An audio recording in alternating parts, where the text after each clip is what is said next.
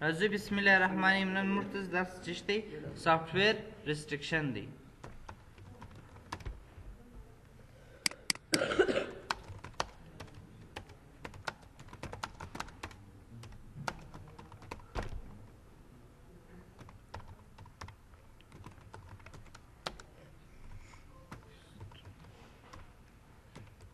نن موږ ته سافټویر ریسټریکشن وایي. سافټویر ریسټریکشن دا معنا چې څنګه کولی شو چې یو سافټویر په خپل کمپیوټر کې بند کړو.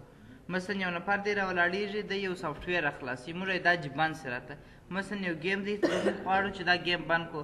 دغه درسونه چې دا ټول په ګروپ پالیسي پورې مربوط دي. دا موږ چې وایي سافټویر بندول نو لکه موږ یوزر ته به وخت وټاکئ 2 بجو څخه تر 2 بجو کمپیوټر استعمالوه، یا مثلا فلانکی پروګرام پر خلاص که فلانکی پروګرام را خلاصو.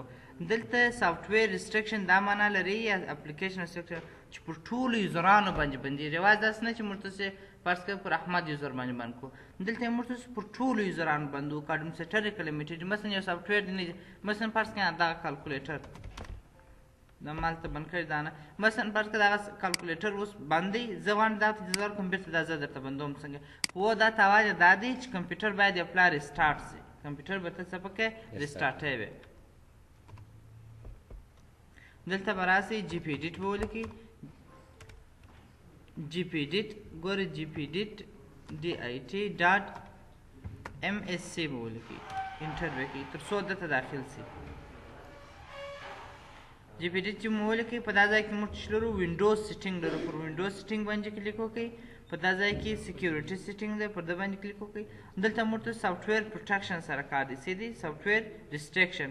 نو دلته دا دی سافټویر ریسټریکشن سته، رایټ انتخاب یې کړئ او په دا ځای کې موږ ته څه لرو ایډ رولز، رایټ کلیک او په دا ځای کې موږ څه لرو نیو هیش رول لرو. که غواړو چې جوړ کړو مثلا دلته شاید ما دانه مخکې شګنان ته ویلي وو دا ځای کې ګور دا یو دانه دا د ستا د حساب ماشین دا د ستا دا ډیلیټ کړه. هغه ما کمپیوټر سټارټ کړه، هغه بیا خپله تر اوس نه راخلاصېږي، اوس هم نه راخلاصېږي. موږ ته چې ځار کوس هم نه راخلاصېږي. دلته راسه پر ده باندې رایټ کلیک کوو. دلته چې ځو وایي نیو هیش رول باندې به کلیک وکړئ. اوس دلته وایي که چیرې نوم تر معلوم یې پر براوز باندې کلیک وکړه. کم سافټویر ته غواړئ چې پر ده باندې بند کړئ چې هغه دې کار ونه کړي. هر سافټویر چې تا غوښتی باندې کې دلته راسه نوټپیډ سته.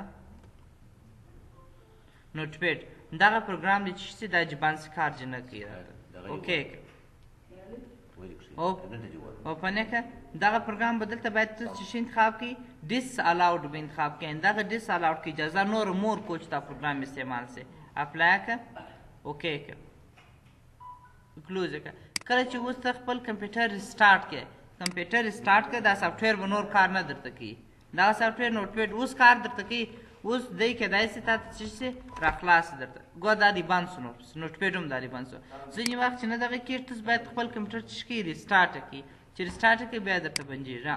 نور نوټپیډ پروګرام هېڅوک نشي راخلاصولی. ګوره دلته وایي your administrator your system administrator has blocked this program. For more information contact system administrator. دی وایي دا ستاسو د سیسټم اډمنسټریټر لپاره دغه پروګرام یې بلاک کړی دی چې دا نه راخلاصېږي.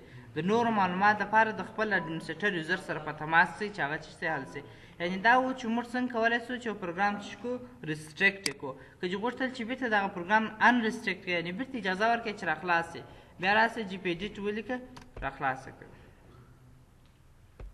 دا جي پي ایډیټ چې موږ راخلاصوو دا ګروپ پالیسیانو ته موږ داخلوي. وینډوز سیټینګ، په وینډوز سکیورټي سیټینګ، په دا ځای کې سافټویر ریسټریکشن پالیسي او په دا ځای کې موږ ته هغه سکیورټي لیولونه دلته ورته ټاکو څه دي. دا خیر تشریح مې کړی وای خو په تاسو پر نه لري تشریح کو. نوټپیډ پروګرام دا دی چې دی بند دی. څه دي؟ دلته رایټ کلیک وکړه دا ډیلیټ کړه. کله چې ته ډیلیټ کړې دلته وخت هم ښیي چې پر 2 بجې و 9 کې او 3 ثانیې باندې 2014 کال د 3 میاشتې پر اول تاریخ څخه کړ دی بند کړ دی. permanently delete this the selected rule. دغه رول چې ما پر اپلای کړی دا ټول عمر دپاره ډیلیټ کړه. نور دغه رول تا دپاره ډیلیټ سو. نور کله چې ته وغواړې چې نوټپیډ پروګرام راخلاص کړې راخلاص کړې چیرې نه راخلاصوي کمپیوټر ریسټارټ کړي بیا دی درته راخلاصوي. اوس یې دا درته راخلاص. دا و چې څنګه کولی شو چې یو سافټویر د تشکیل ریسټریکشن مشکل خو به نه وي په دې کې نور.